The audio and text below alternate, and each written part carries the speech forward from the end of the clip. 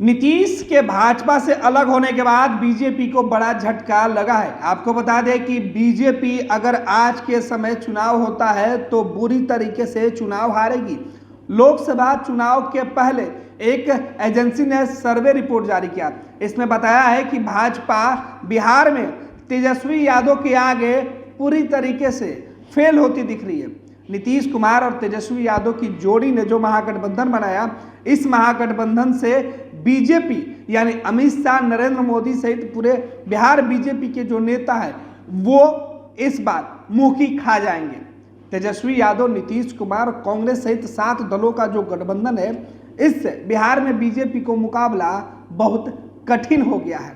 महागठबंधन जो survey report में आया है उसके अनुसार कि महागठबंधन को बड़ा जो फायदा पहुंचा है वो मिलते हुए दिख रहा है। अगर आज के समय में चुनाव होता है तो बीजेपी को भारी नुकसान का सामना करना पड़ेगा। क्या कुछ अपडेट है, हमारे सहयोगी तेज प्रताप हमारे साथ हैं, उनसे हम जानते हैं कि क्या सर्वे रिपोर्ट है और किस आधार पर ये बातें कहा जा रहा है कि अगर आज के समय में चुनाव होता है तो भाजपा को बड़ा झटका लग सकता है। तेज, क्या कुछ अपडेट है? गणेश, मैं आपको सबसे पहले बता दूं कि आगामी 2024 में लोकसभा चुनाव होने वाला है पूरे देश में। तो इसमें बिहार में काफ़ी हिस्सेदारी होता है और बिहार में बीजेपी का एक बड़ा महत्व होता है।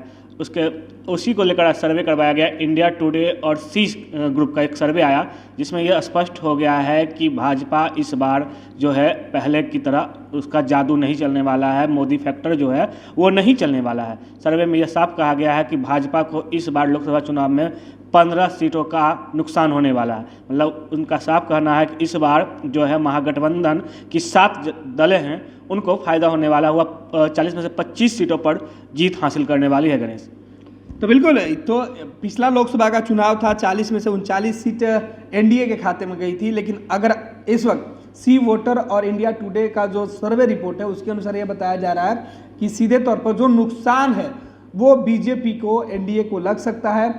40 में से 39 सीट जीतने वाली भाजपा इस बार बिहार में अगर आज के वक्त अगर चुनाव होता है, जो सर्वे रिपोर्ट के अनुसार है, उसमें महागठबंधन को बड़ी बढ़त मिलते हुए दिख रहा है। महागठबंधन को पिछले चुनाव में केवल कांग्रेस को 1 सीट लोकसभा में आई थी, लेकिन अब जो स्थितियां बदली हुई है, जो राजनीतिक परिदृश्य बदला है, उसमें 40 में से 25 से ज़्यादा सीटें मिलने की उम्मीद जताई जा रही है। तेज जी बिल्कुल, मैं आपको बता दूं कि इस बार का सर्वे क्या है। राजद, जेडीयू, कांग्रेस समेत 7 पार्टियों का महागठबंधन जो बना है और इसमें अब जेडीयू भी शामिल हो गई है अगस्त के महीने में। तो उसके बाद जो सर्वे आया है उसके अनुसार जो है इस महागठबंधन को 25 सीट मिल सकती है। यानी भाजपा और उनके सहयोगियों को महज जो है 15 सीट इस बार मिलने के आसार जताए जा रहे हैं। मतलब अगर हम चिराग पासवान को भी मिला लें और पशुपति पारस को भी मिला लें तो उन सब के मिलने के बावजूद जो एक्स फैक्टर कहा जा रहा है वो एक्स फैक्टर काम करता हुआ नहीं दिख रहा है। महज 15 सीट पर सिमट जाएगी एनडीए की बात करें तो। इसका अगर हम पिछले लोकसभा चुनाव की बात करें तो बीजेपी और उनके सहयोगियों ने मिलकर 40 में से 39 सीट जीता था, आपने बता दिया गणेश। तो उसमें हम बात करें कि बीजेपी ने कितनी सीट जीती थी, तो बीजेपी ने उसमें 17 सीट जीती थी और जेडीयू को 16 सीट आई थी। बाकी 6 सीट जो है चिराग पासवान की लोजपा, उस टाइम चिराग पासवान की लोजपा, रामविलास पासवान की लोजपा थी, तो वो लोजपा जो थी वो 6 सीट जीती थी। इस बार जो है लेकिन उनका भी फैक्टर काम नहीं कर रहा है। इस बार जो है महागठबंधन 25 सीटों पर बढ़त बनाते हुए इस सर्वे के अनुसार नजर आ रही है। अगर वही बात करें कि बीजेपी क्या कर रही है, तो बीजेपी का भी हम बात करें। बीजेपी अब वो खुद जान रही है कि हम हार रहे हैं, इसलिए अब जो है वह इन जहाँ जहाँ हार रही है उन 22 जिलों में लगातार कैंप कर रही है। गणेश, ये सबसे बड़ी चीज़ है कि बीजेपी को ये समझ में आ चुका है कि हम किन जिलों में और किन लोकसभा क्षेत्रों पर, किन लोकसभा सीटों पर हम चुनाव हार रहे हैं, इसलिए वो लगातार वहाँ कैंप कर रही है। वो पूर्णिया से शुरुआत कर रही है इस कैंप का। गणेश, बिल्कुल, तो बीजेपी सी वोटर के जो सर्वे रिपोर्ट है उसके आने के पहले से ही उन इलाकों में उन्होंने अपना सर्वे कराया और उनको लगा कि इस इलाके में उन्हें नुकसान हो सकता है, तो इस बीच उन्होंने पूरी तैयारी कर दी है। खुद अमित शाह कई दफ़े बिहार आ चुके हैं, फिर आने वाले हैं और बिहार में बीजेपी खुद मजबूत कर जो सर्वे रिपोर्ट आया है उसके नतीजे बदलने की पुरजोर कोशिश करेगी। हालांकि चुनाव की डुगडुगी बजने में वक्त है, लेकिन बिहार की सियासत काफ़ी गर्म हो चुकी है। बिहार में जीत हार के दावे और दलीलें अभी से ही शुरू हो चुकी हैं।